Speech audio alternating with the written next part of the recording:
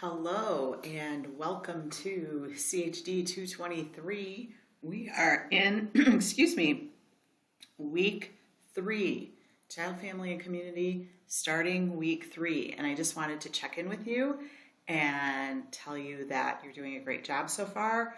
I want to make sure that you're remembering to do all of your discussions. So each week you should be doing that whole big discussion and then responding to 2 of your classmates' responses. You can always do more, but 2 is the minimum you can do. When you do those responses, the first one, you post your answers to your prompts. Make sure that you're answering all the questions as thoroughly as you can. If you're doing 1 sentence per answer, that's probably not enough, and the points that I have assigned you will probably reflect that. So these are each worth 50 points, so they're worth 600 points of the total. I think this class is 1,300 points total. So this is a healthy portion of the points that you have available in this class. So use your, make it worth it, right? Make your answers full and rich, and tell me what you're really thinking. A couple of things. In discussion number 2, I had you watch TV, and increasingly I have people who are like, I don't watch TV. So I think I need to change this one. The reason that I do this is because when I watch ads that show up, on Hulu or on television or whatever, I'm struck by the diversity of families that I see compared with what it was when I was growing up. So, 30 years ago, you saw mostly white heterosexual families on television when families were depicted. So there's a lot of diversity being shown out there, and I think that's important because when we look around, that's what we see in the world, right? So take a look as you're going about your day and you see places where families are being depicted. It doesn't just have to be TV, it can be other places as well. And think about what you're seeing there and if it reflects what you're actually seeing in the world. Another question that I had for you, I am kind of shocked on this one. Many of you said that you would prefer to be a parent in the 1960s. And while I understand that, the question is, would you prefer to be a parent?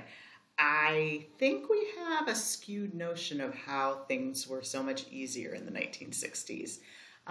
Just a couple examples of if you were a parent in the 1960s, and let's say you're a mom in the 1960s, it was not expected that you would work outside the home, right? In fact, you probably had very little choice. There were not a lot of jobs available for women outside the home. If you wanted to work outside the home, it probably would have been looked upon with some question.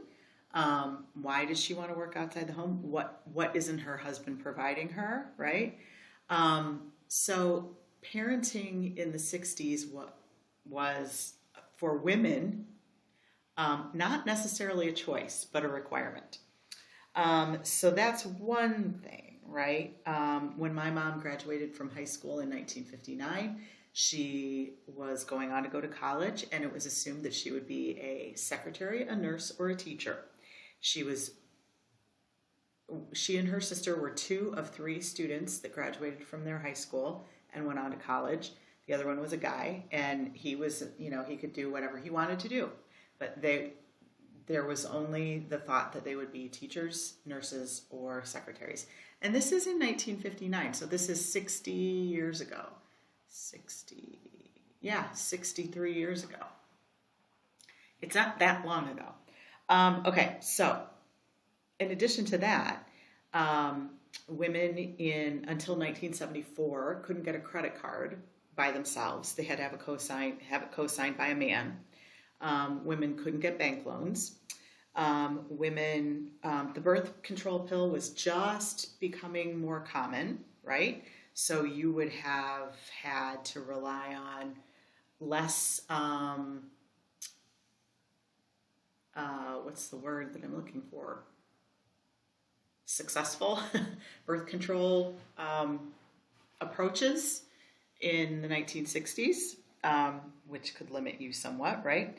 Domestic abuse was not grounds for a divorce. So if your husband was beating you, that didn't mean you could get a divorce. And if you did get a divorce, it was probably looked upon, again, shamefully in your community because people didn't get divorced then.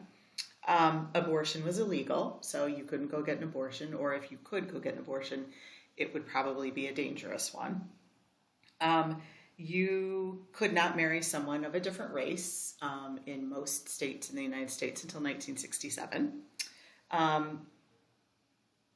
There was no expectation that your partner, your husband, would help you raise the children or do any household chores, right? That was all women's work. And so it would all be all up to you. In 1970, my mom was teaching and she had to retire when she became visibly pregnant. So that was not good. And she was married, right? It was just, we can't have a person teaching fourth grade who's pregnant. That's not appropriate. What else? Single parenthood, not appropriate, not supported in communities. So there was, certainly it may have seemed easier, but not a lot of independence and no choices for women in the 60s. So I think, yes, it is hard in many ways, and you all brought this up. It's hard because it costs a lot to raise a family. It's hard because technology makes things weird and different. But I think on the whole, it's a lot easier to be a parent, a woman, in 2022 than it was in the 60s. And I didn't even talk about different family styles. Like, you couldn't have, it would have been absolutely forbidden to have a lesbian couple. If they were, they hid it, right? So, and you wouldn't be able to adopt children if you were in a non-traditional relationship. So I get why a lot of you think it would have been easier, but I think that there are so many things that make it harder that we need to be mindful of and not always think that the 1960s or the 50s were such a golden time. I think we're painted that picture in media and stuff, and we had the same problems then as we have now, but now there are many more supports for people in the community, and there is more openness and flexibility about different family styles and different